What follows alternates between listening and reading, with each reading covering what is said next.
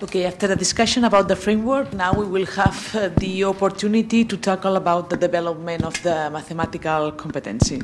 With this purpose, let me introduce the first demo and its presenter. So Audrey Cooke has worked with pre-service teachers since 2008. Her passion for mathematics and her belief that everyone should have the opportunity to enjoy mathematics has driven her work with pre-service teachers. Her work with pre-service teachers, many of who will work with children from birth to 12 years of age, focuses on creating experiences that enable pre-service teachers to revision how they see and engage with mathematics. These experiences include pre-service teachers finding out personal mathematical strengths and areas needing development, their disposition toward mathematics, ways of sharing their investigations and solutions for mathematical problems, and opportunities to reflect on what they know about mathematics. Okay.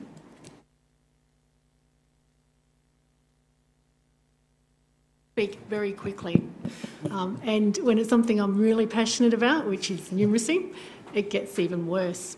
So if you find that I'm really racing ahead, just let me know, maybe let me know to slow down a bit. Before I start, I'd love to find out, when I say maths or mathematics, how many people initially think, yuck? Yuck. Yuck. Don't want to do it. I'd rather do anything else. If I have to do maths, I'm going. Okay. And that's actually, that's quite a low percentage. With the people that I work with, the pre-service teachers, they come in to teach early childhood, so birth to 8 years, and primary, which is 6 to 12 years, or 6 to 12 years. And a lot of them come in and they hate maths. Maths is something they had to do at school, and it's scary for the early childhood teachers. They go, and I'm doing early childhood because I don't want to teach maths. And I say to them on the first day, really bad news is, and this is echoing very much what Helen said, that the experiences you create will determine a lot for the children you work with. So you need to get over that belief that maths isn't important. And that's part of my job, to try and get them to revision how they actually see maths. So my presentation, I think, links a lot to what Emma said earlier about getting students to develop skills they need for their degree and for their work. And I also think that it ties in with points Kathy made about learning and particularly unlearning what we know about ourselves. And it links into what Helen was saying about disposition and lifelong skills. And some of the things that I say, I believe might be the case, but I don't have any research to back it, unfortunately. That's coming in the future. So to start off, and my apologies to those people who hate maths, how might you solve this? Think about it, write it down. You don't have to share it. I'm not going to put anyone on the spot.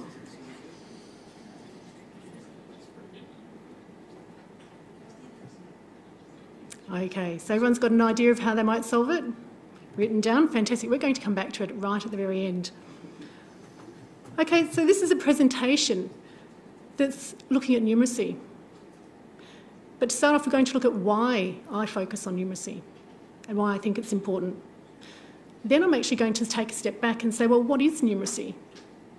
Because there's more than one definition. And then we're going to look at potential impacts of numeracy on education and in education. And then look at what our approach is, why we're doing what we're doing, and why we think it's innovative. And finally, I'll leave you with an opportunity to ask me lots of questions. They can even be mathematical ones if you wish. And we're also going to look at, I've got a paper up that you can have a look at if you're interested in the results from the unit that we've been working on. So the reason that we focus on numeracy, and this matches back to what Helen was saying, it's an essential element of STEM and STEAM. If you're not numerate, you're being locked out of this. And our Chief Scientist of Australia has commented on this. And interestingly enough, he says that it's the teachers that children work with that will impact the greatest. Thank you. Again, linking back to Helen's point, it's tied to quantitative and critical thinking. If you're not numerate, then there's issues there. Now, I think one of the interesting things is a lot of the people who put up their hand and said, I hate maths, you're actually numerate. You have quantitative skills. You have critical thinking skills. You're numerate. My guess is that in your educational experiences, you've had a teacher tell you you're not good at maths, or you've sat a horrible maths test and not done well. But to me, that's not numeracy. That's a maths test. And I have big issues with people who say to their students, you're not good at maths because you haven't passed this maths test. And it's also, numeracy is a prerequisite for a lot of the tertiary courses that we complete. I talk to people in health sciences, so these are nurses. I talk to people who teach in our Curtin Business School, and they do accounting. And they say their students hate maths. And they say, I can't do maths. I'll just do this bit because I want to do the other stuff. I'll just do this bit of numeracy in my nursing degree because I really want to help people. But I will suffer through this and I'll hate every minute of it, but I'll still be a nurse. And when you think about the issues that can occur if they make errors in their maths when they're a nurse, then that's a bit worrying. So how can we actually get them to say, this is maths, I can do it well, I can enjoy doing it. So my work initially starts with pre-service teachers. And how do we see numeracy? Well, the Australian Core Skills Framework sees it as skills. It's the application of these skills, so it leads into competency. Nowhere does it mention that crucial element of disposition that Helen spoke of. Now, even though this is a fairly old description, the Australian Association of Maths Teachers described numeracy as a person's disposition to use maths. And they said it includes personal confidence, willingness, comfort. 3 things that I think are really important. Being willing to engage. Because if you aren't willing to engage, you're not actually going to want to do it and you're going to turn away. Does anyone play tennis here? Any tennis players? Okay. Do you ever run around your backhand and play a forehand? So that means on the whole tennis court, your favourite stroke is a forehand, which means you have to have that much of the court open. So when you get a backhand, the ball coming to this side, you run that way so that you can hit a forehand. So what happens is, if people don't want to engage in maths, they'll actually pick anything else but to solve any problem that they have. Sometimes they'll actually still be engaging in mathematical behaviours, critical thinking, quantitative skills. They just won't see it as maths because to them they can't do maths. Wilkins, who's from the US, he talks about quantitative literacy.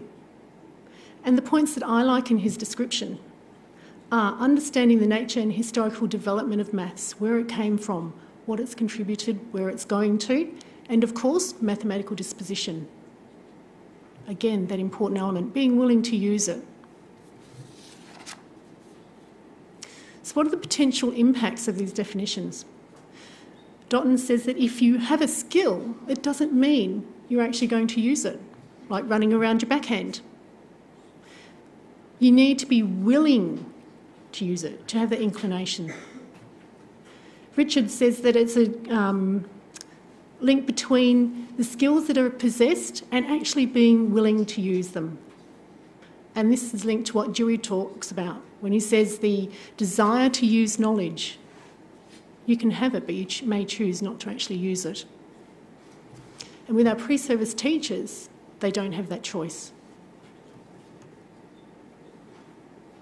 So in education, it's the situation that the teacher's disposition will impact on what they do in the classroom. And there is research out there that says if a female teacher walks into a classroom and says, sorry guys, I'm going to have to do maths now, but we can do sport afterwards, then there can be actual impacts on the achievement of their female students. Their maths skills can go down. So when you think about having the opportunity to fully engage, they need those maths skills. So that teacher's doing a real disservice for her students. And it's also the case that dispositions and beliefs can be the catalyst for their behaviours and putting them into actions. So that means that they may have a curriculum to teach, but they'll teach it in a way that they don't have to engage as much. They don't have to plan as much. And that then also impacts on their students. But unfortunately, we're dealing with students who come into our environment thinking that they can't do maths and that they're not cut out for maths, and they may have been told point blank by one of their educators that they're not good at maths, or by their school system. And this is really upsetting in Australia, where a school will say to a student, we don't want you doing tertiary level maths in your final years because we don't want you to drag down our results at the school level. So they're being excluded, but they're also being impacted on their actual personal beliefs about whether they can do maths.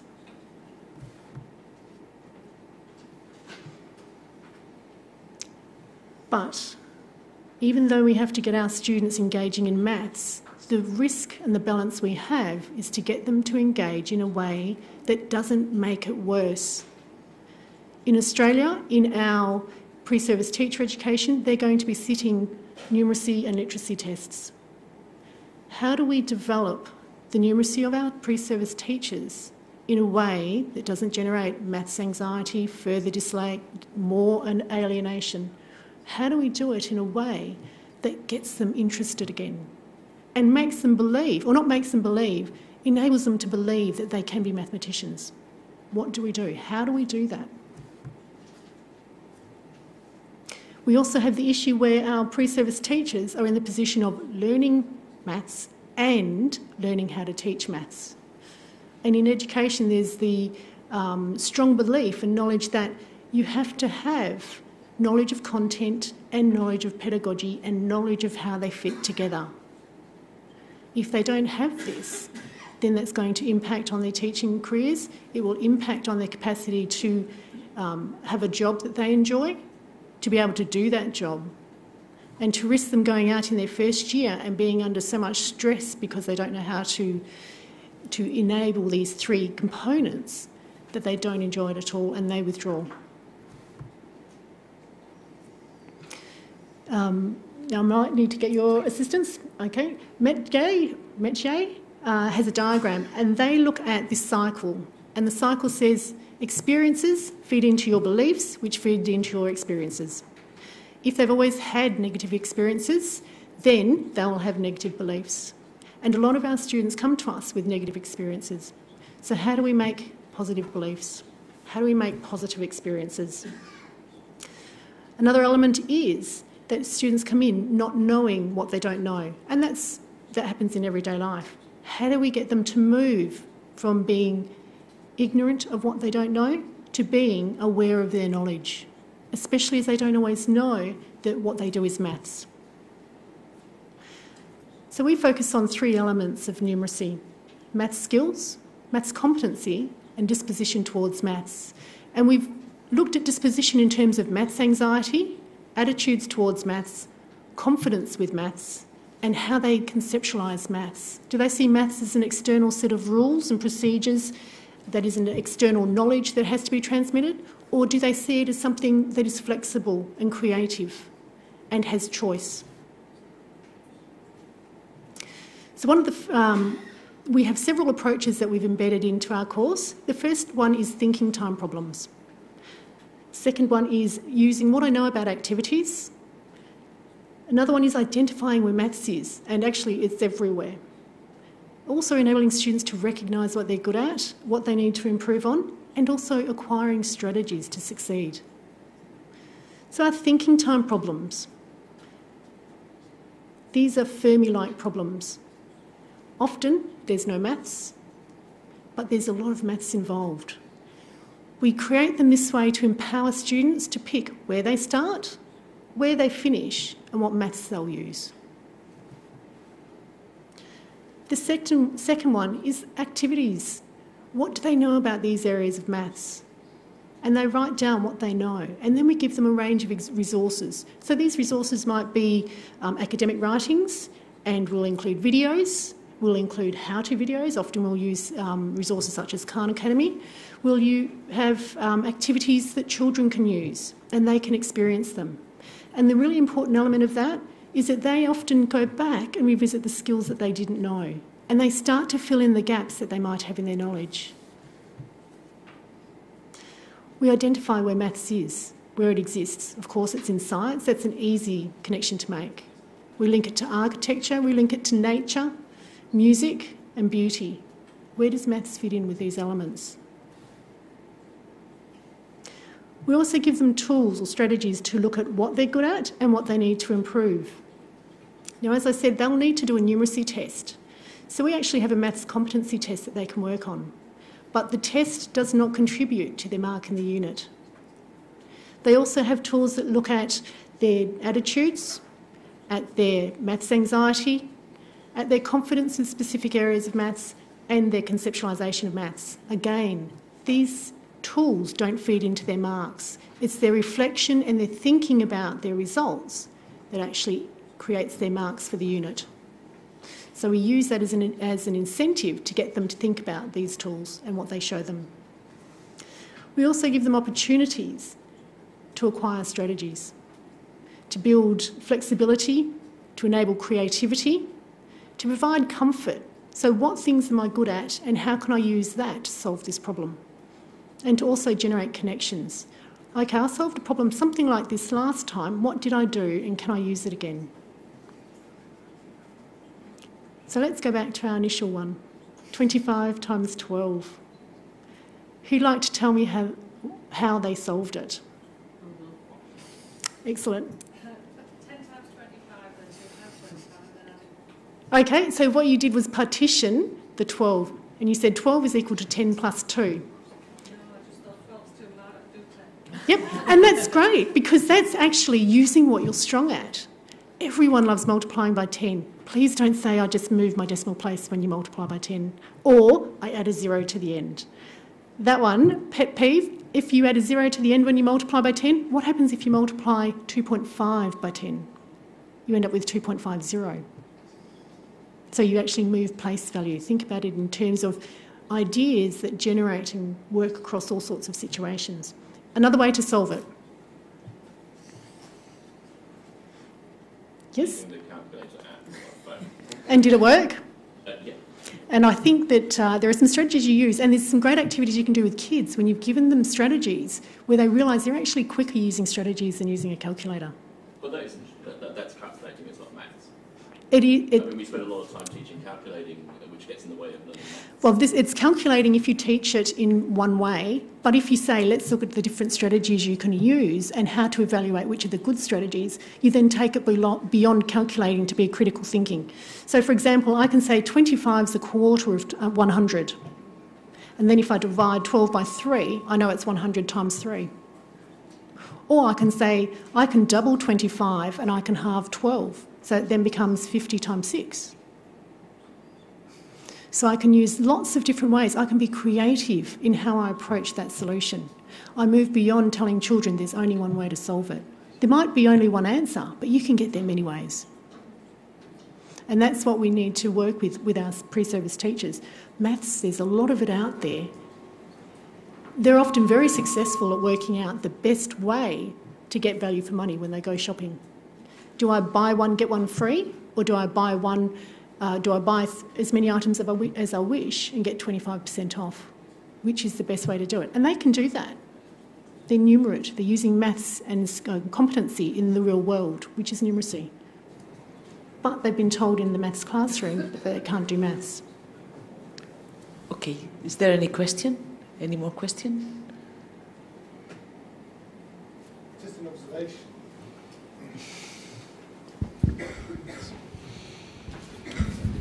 I didn't like maths at school, but I've become a primary school teacher, so I have to teach maths. Mm-hmm. But I find that I like the ideas of maths. Yes. So I find actually in my own skills, I have low computational skill, but high maths awareness now. And that I see you give maths as a set of ideas.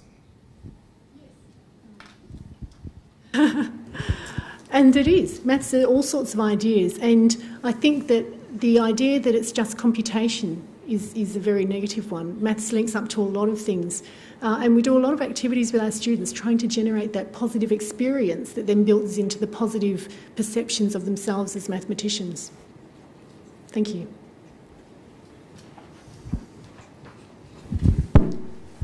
Since we're being confessional, I was the little math geek who couldn't read, but and who can't calculate. I'm a typical mathematician who can't add two numbers, but could do math. The school I'm at now, at the City University of New York, we find for the community colleges the two biggest courses that determine whether students are going to go on are organic chemistry, which in the States at least is defined as the flunk out course for kids who want to go into the health sciences, which we think is diabolical. Why would you say that learning is based on a flunk-out course? So we've completely redone the course with 80 very, very short videos and interactive and peer teaching and peer learning and after-class lessons and students creating the curriculum. And in the first shot, we've been able to increase pass rate by 25% because kids who drop out who fail organic chemistry don't come back to school again. We know that. We've got the data. The even higher one that we're about to tackle is mathematics. Yes. And in the step forward chemistry one, every lesson has a real world outcome to it. So there's a little video you watch and then you do something in the world and then you report back and you make peer communities and peer groups. Yes. I was really impressed that in your list, motivation, real world, abstract thinking, application, getting the right answer, aren't opposites at all, but they're connected together. I really like what you're doing. I'd love to stay in touch as we develop our new math curriculum, specifically for kids who have probably a 90% chance that they'll drop out of school. Yes, and we find our thinking time problems and our what I know abouts, they're classroom activities. So a student might talk about or write a list of what they already know or how they might solve it, but the crucial element is discussing it with everyone else and finding out there's lots of ways and generating that dialogue. And the important thing is that's modelling what they will do when they become teachers. In the classroom, the best way kids learn maths is to talk about it, not to write it down, but to talk about it. And so if they haven't experienced that, then they're not going to do it. That's exactly the method we're using. With Yep. the problem, with the real world, and kids have to solve the problem together. Yes. And figure out how to solve it rather than being told a method. Yep. We've been doing that for chemistry, and we're going to try it in math. Yes. So I'd love to stay in touch. Definitely agree with you there. Okay.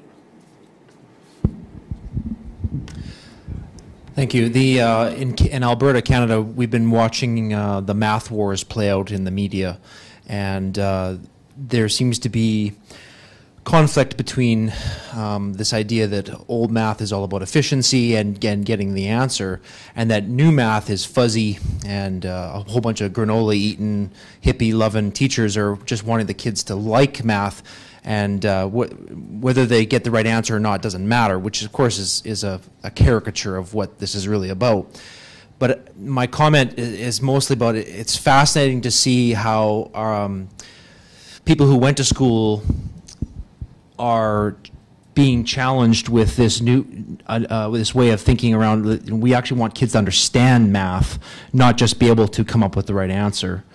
Yes, we want them to get a right answer, but it has been a real challenge for progressive teachers who teach math in a way where they encourage children to make sense of this for themselves, to work with parents or politicians or corporations around encouraging kids to make sense of things and not just scoring well on the tests, so we can have a nice soundbite on the news. I don't have an answer for how we come to some kind of resolution here, but the conflict is tearing some of our schools apart.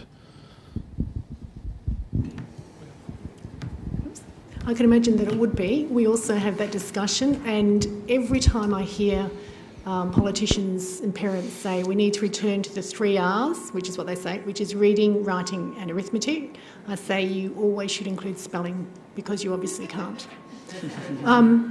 I think that the point is, and the argument of we need to do it as we did it at school, and you say to them, did you enjoy school? No.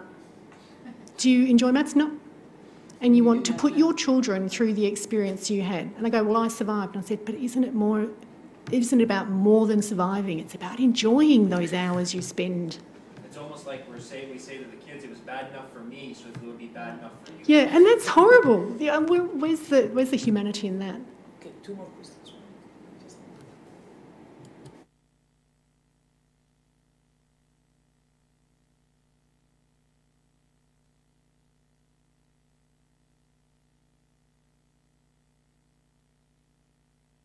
Okay, thanks. Thank you for the talk. This is very close to my heart because I come from the other side of Australia, in Sydney. And also because I got the students on the other side of the line. Basically, there is a knowledge gap between high school and university. In my case, I direct a group teaching industrial design and innovation at the School of Computing, Engineering and Mathematics. And the way to teach mathematics was about learning formulas, very abstract. So the first thing that we did 3 years ago was to change everything and contextualize it. Now we're pushing for designers who are, by definition, thinker makers and entrepreneurs. And basically we move, and we're still in transition, but showing good results. Basically, we're doing what Socrates and all the philosophers did, which is to actually make stuff and then reverse engineer the process to discover the thinking behind the structures. Even now, we are moving into a new course called Mathematics for Industrial Design, and our failure rate has fallen from 70% to 18%. Suddenly the students, as soon as they see meaning in mathematics, they start enjoying it. And we're embedding mathematics through the whole course of design now, which involves from management, business, and design studios that are very, very practical. I think you've hit the nail on the head. It has to be meaningful, and for meaningfulness, it needs to have context. And if you give them context, then they stop focusing on the fact that they're doing maths. They're actually doing an activity, and it just so happens maths is involved. And that then you can then build on that to change that cycle. So they've been successful in this instance. That then creates the opportunity for them to be successful again in the future.